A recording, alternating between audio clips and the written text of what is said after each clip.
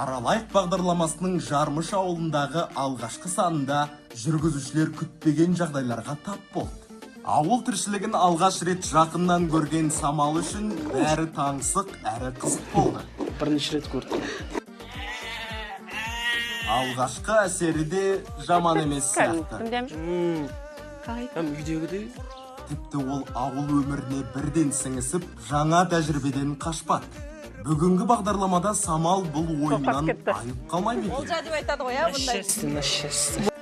Әлде ауыл өмірі оны толық баурап ала ма? Бірақ қызықтар мұнымен аяқталмайды. Бәрін бірге көрейік. Түйіз кішкене оңайсы. Егер расымен бай болатын болса, мен яқтан шықпайын. Осы жерде жүре берейін.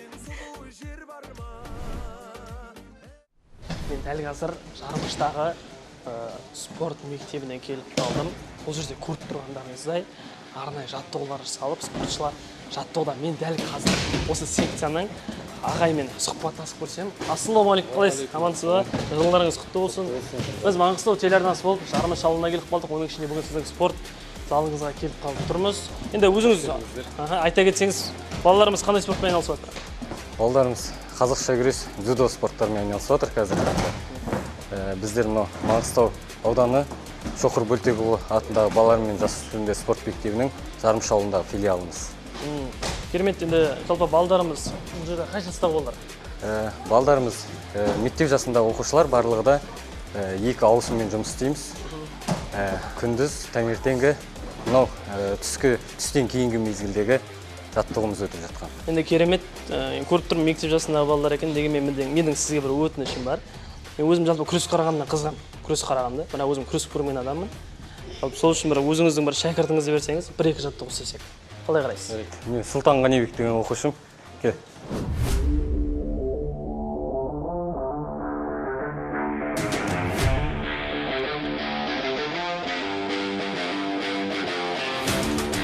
Рахмет, көп рахмет. Одан кейін жалпы күреске жоламайын деп шештім. Күрес менікі емес екен. Микрофонымды ұстап жүре берейін. Жақсы ал, сізге сәттілік. Шәкірттеріңіз кеңістің тұрғырынан көріне берсін дейміз. Құрметті көрермен, өздеріңіз көргендей бүгін мен күрес көрдім.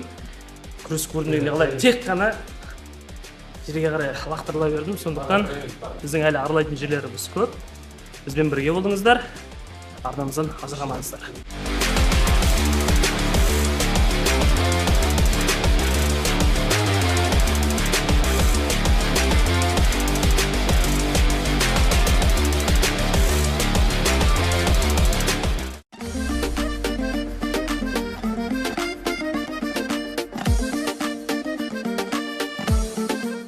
Ассалаумағалейкум. Қалайсыз, амансыздар ма? Аға, сіздің әдемі ағаштарыңызды көріп қалдық. Ішке кірсек бола ма?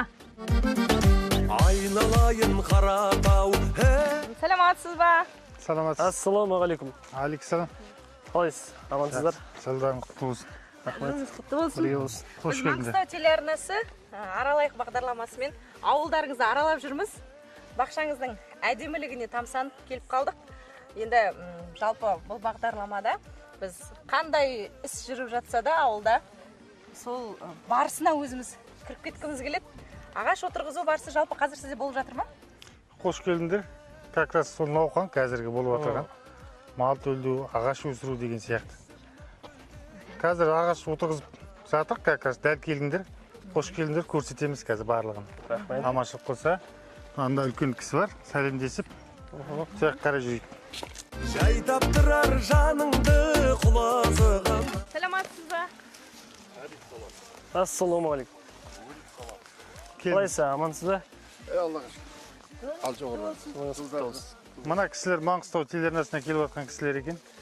Сізбен осы сұхбаттасайын деп келіп. Аға, Маңғыстау телеарнасынан өздеріңіздің ауылдарыңызға келіп қалдық, Жармыш ауылына. Ауылдарыңызды аралап жүріп, көзіміз осы бір баққа түсті.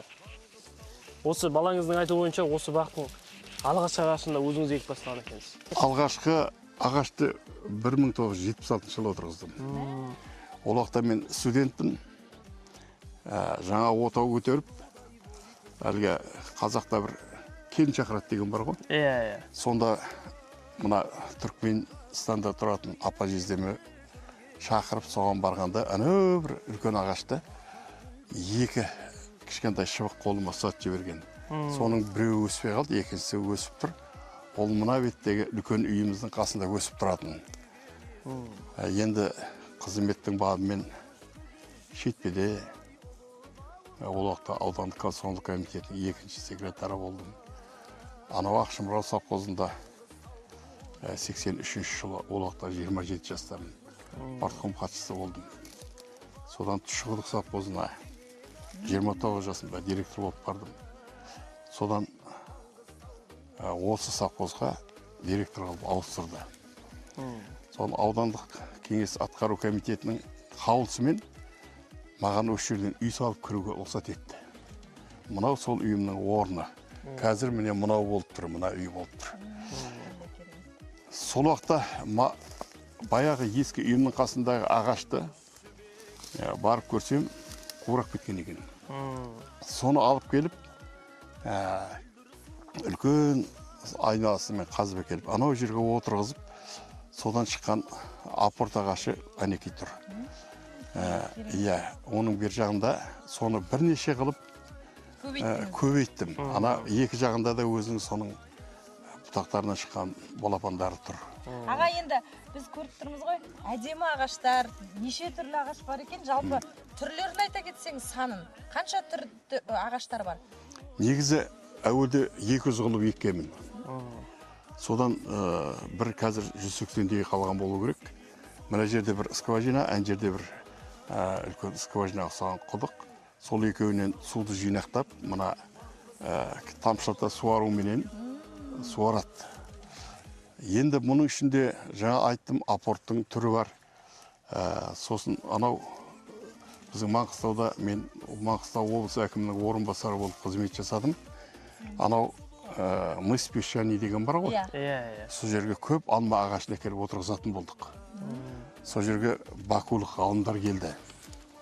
Сосын менің осы іспен қатты жақсы көретінімді біліп жаңағылар осы жерден лабораториялық сынама алып, судан сынама алып, сосын маған бір кішкентай пакетик беріп жіберіпті, қарымсқа деп жазып. Ол 100 түп ағаш екен, оның ішінде жаңағы мына ағаштар мен екен, мынау түгел сол Бакудың алмалары мынау, Бакинский. Сонда бұл жерде алма көп қой? Бұл жерде алма көп, алма бар, сосын өрік бар, айва бар, алмұрт бар. Сосын енді мына бір бетке вишня, черешня дегендерді отырғызғанмын. Олар мынау карликовый түрі болып шықты да. Сосын олар жеміс бергенше, олар әдемі болып піскенше, мына бізде қазір афганский грачи деген құс бар ғой. Солар түгел жеп кететін болды. Ол полезен, ол бізге пайдасыз болды деп ойладым. Сосын мен жерде тұт өсіп тұр, ана екі түп. Менде мына екі жігіт ер балам болды. Сол кезінде бір ырым қылып екеуіне деп екі тұт еккенмін. Ән жерде сол тұр. Рахмет аға, өзіңіздің бақшаңыз бізбен таныстырғаныңызға. Енді кезікті біз көшет егуге берсек. Шынымды айтсам, бұл мен үшін нағыз бір өзім үшін бір ашатын бір дүние болайын деп тұр. Себебі осы күнге дейін тал егу білмеймін енді. Уақыты келмеді, реті келмеді ма. Өзім үшін қызық болайын деп тұр бұл. Ағамызға келсек. Аға, өл неден бастаймыз? Как раз дәл уақытында келдіңіз. Нарда көшет отырғызу жұмыстары жаңа жасап жатыр едік. Шұңқыр қазып қойыпсыз? Шұңқыр қазулы. Енді қазір көшетті алып, мына көшетті алып, онда отырғызамыз. Оны отырғызу себебі екеуі жаңа қарағашты жақын деп ойлауы мүмкін. Көшірілмеген, көшет көшірілмесе жеміс бермейді болашақта. Сол үшін қайттан отырғызады.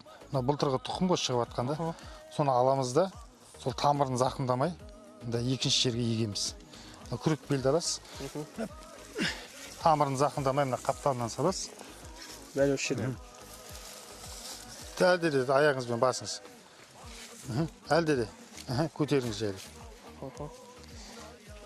Дәл осылай көтеріп алып келеміз. Осыны зақымдамай бірінші көтереміз. Саласыз. Содан кейін осыны саламыз ғой. Саласыз. Соның бойынша. Саласыз. Үстінен басу керек пе бұның? Үстінен қатты басып керек емес. Тамырын зақымдап аласыз. Отырғызып, жан-жағында топырақтарын бостау болады. Негізінде көктем өтіріп отырғызады ғой. Біз топырағымен алып тұрған себебіміз көктеп кеткеннен кейін зақым тигізбей отыр осы ағашқа. Енді осы көшетті суарамыз жақсылап. Жұмсақ топырақтардан саламыз. Осыларды саламыз. Енді суарамыз. Сосын аптасына суарып тұрамыз. Отырғызғаннан кейін бірден суару керек па әлде қалай? Біз сразу суарамыз. Себебі түбіне су бару керек қой. Судан күннен бұлар дәрі салады ғой. Сондықтан суарып, сосын әрі қарай аптасына суарып тұрамыз. Жеміс ағаштары суарылмаған болғаннан кейін өзін бөлек суарамыз бұны. Бұған енді қаншалықты жиі су құйып тұру керек? Енді негізінде 3 күн сайын суару керек. Қазір енді күн бұлтты, ылғал бар, сондықтан аптасына суарса да болады. Енді Маңғыстаудың ауа райын білесіз өзіңіз. Құрғақшылық қой бізде енді. Сондықтан қаншалықты жиі құйып тұру керек, мысалы, күн ыстық кезде, құрғақшылық кезде? Мына жаңа әкеміз айтты ғой, бұл ағаштарды кезінде суарып, жаңа атыз арқылы суардық деп та. Бұны дейтін осы 2015 жылдан бастап осы суаруды, тамшылау суаруына әкеліп қостық. Себебі су тапшылау болды. Сондықтан көктемде су жеткілікті кезінде бір суарамыз, жақсылап. Содан кейін бетін құрғатпай тамшылатып тұрамыз 3 күн сайын. Тамшылау әдісімен. Беті құрғамағаннан кейін астында ылғарын жібермейді. Сол ызғарымен ұстап тұрады да, былай айтқан кезде. Бізде енді Өзбекстанда бізден ертерек дамыған ғой. Соны 2014 жылы көріп келіп, 2015 жылы тарттым осыны мен. Сол жақтан көріп келгенмін. Керемет, керемет. Енді құрметті көрермен көріп тұрсыздар. Бүгін мен үшін бір тарихи күн. Себебі жаңағы ағамыз да айтып кетті, атаңнан жаңағындай мал қалғанша тал қалсын дейді. Өзімнің алғашқы талымды бүгін осында еккен болатынмын. Мен үшін бұл ауыл енді мәңгі тарихта қалады. Келіп жылда қарап кетіңіз еккен ағашыңыз. Әрине. Өскен қалай өскен? Келгенде ең алдымен осымен есіме түседі ертең. Жаңайсай, сенен сұлу жер бар ма? Ей, Маңғыстаудың ойындай. Аман бола қарқын сай, шегір қазы жаңайсай, сенен сұлу жер бар ма? Ей, Маңғыстаудың ойында, Маңғыстаудың ойындай.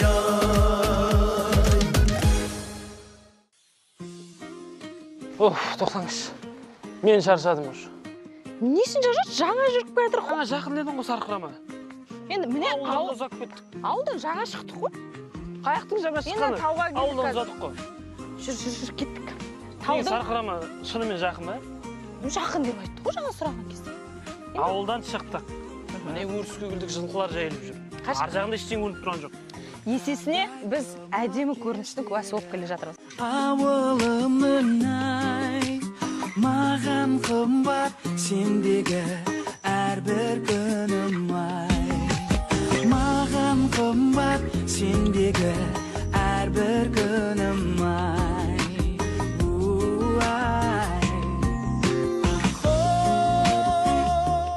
Сен бірдеңенің еш шығып тұр ма, тамақтың ба бір? Я, оттың еш шығып жатыр, бір шоқтың еш шығып жатыр. Бұл жерде біздің әдемі болып қазақша киінген апаларымыз бір нәрсе жасап жатқан сияқты. Сәлематсыздар ма? Сәлематсыздар. Біз алыстан сіздерді көріп келе жатырмыз. Негіз сарқыраманы іздеп жүргенбіз. Дәл қазір нан көміп жатқан сияқтысыздар. Иә, мынау енді өздеріңіз білесіздер ғой. Шоққа. Иә, бұрынғы ата-бабамыздан қалған нелер ғой. Қазір енді бұл ұмыт болып бара жатыр, көбіне мынандай от жағылмайды. Газдың, тоқтың, нан қазір сондай ғой. Біз енді мынау бүгін таза ауаға, табиғатқа шығып, өзіміз қолдан қидың шоғына нан көміп, қазақи жаңа шоғаяқпен чай ішіп, самаурынменен сондай өзіміз Қонақ күтіп жатырсыздар, иә? күтіп жатырмыз. Енді бұл жерде апа өте керемет киім киістері біздің бұрынғы сол, иә, бұрынғы біздің аналарымыз, әжелеріміз киген камзолмен әдемі болып жүр екен келіндеріңіз. Енді айта кетейікші, жалпы шоққа піскен нан, кәдімгі газ пешке піскен наннан Дәмді болады. Бұл өте кәдімгі біздің білген ғой ата-бабамыз бұрынғы тамақтың жалпы мына от тағамына піскен тамақ дәмді болады. Иә, отқа пісірген қазандағы тамақтың өзі де дәмі ерекше болады. Енді біз Самал көріп тұрсың ғой. Бұл кәдімгі қиғиттың шоғына пісірілген. Оның этаптарын айта кетсеңіз. Қиды жағамыз, сосын ол от шоқтанады. Енді бұны біледі, енді қазақтың балалары бәрі біледі. Ол шоқтанады, шоқтанғаннан кейін ол шоқтың кішкене табы басылу керек. Ана жалындаған қызыл шоққа салсаң, нан күйіп кетеді да. Кішкене от шоғы жалыны басылып, табына пісіреді өйстіп. Бұл жерде таба екі жақты болады, иә? Оны ауыстырып отыру керек пе, әлде бір сол салғаннан? Ауыстырмайсың. Міне мынандай қылып кішкене жерді сәл шұқырлап жібересің де, жерге полный батып тұрса, жақсы не істелінеді да, піседі. Екі бет қатар піседі. Өйтіп аударып пісірмейміз. Керемет апа, жаңа шықты біз сахраманы іздеп жүрген адам қалай жерді арбатпай жатыр. Осы табанан қанша уақытта дайындалып тұрады? Міне піседі. 5 минутта піседі. Міне шоқтың наны пісті, дайын, енді қазір ашамыз. Иә, ол суды, иә, біз барлығын.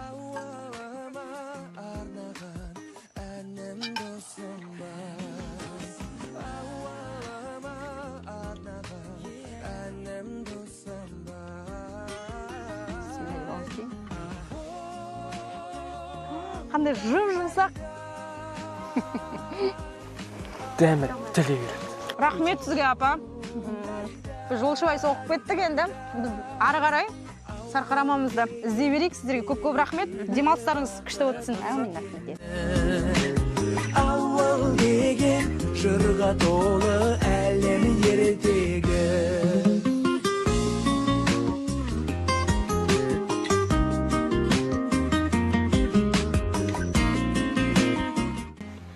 Сарқыраманы.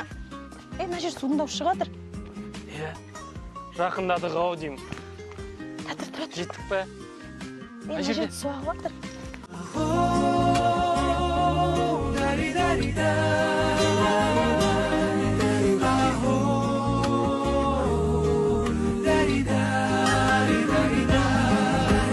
Ауыл деген берекелі бақыт мекені.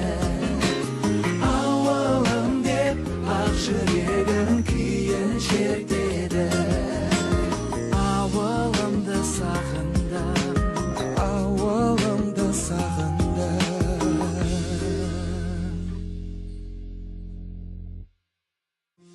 Самал, жармыш жинап жатыр ма? Әрине. Жер жәннатты жармыш қой. Деп өздері айтқандай. Керемет. Шынымен қараңыздаршы, қымбатты көрермен. Мына жер, біз тауға қалай шығамыз? Бұл ешқандай да шетел емес, расымен де. Бұл Жармыш ауылы, Маңғыстау ауданы, Маңғыстау облысы. Біздің өлкеде әдемі жерлер өте көп. Біз соның бастамасын көрсетіп жатырмыз. Мен бұлай айтайын, біз дәл қазір бір ертегілер әлеміне саяхат жасап жатырмыз. Сарқырама көреміз деп, біраз тастың үстіне міндік ау. Біз келген сияқтымыз, бұл жерде адамдар көп жүр, иә? Көрейік. Вау!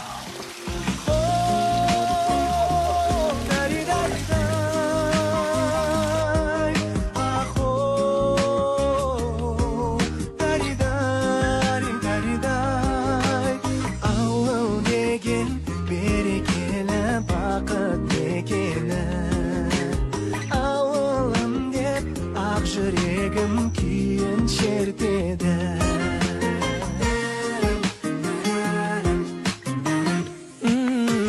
Жеткіземін қалайша сағынышымдай, ауылыма арнаған әнім досым бар.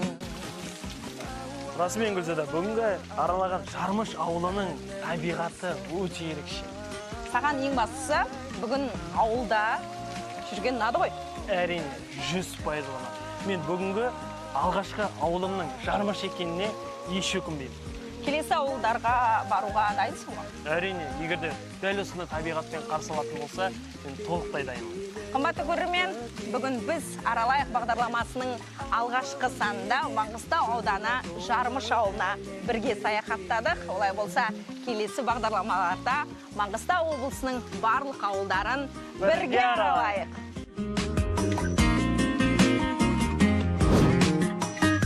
Келесі кезекте Маңғыстау арнасы сіздің ауылда!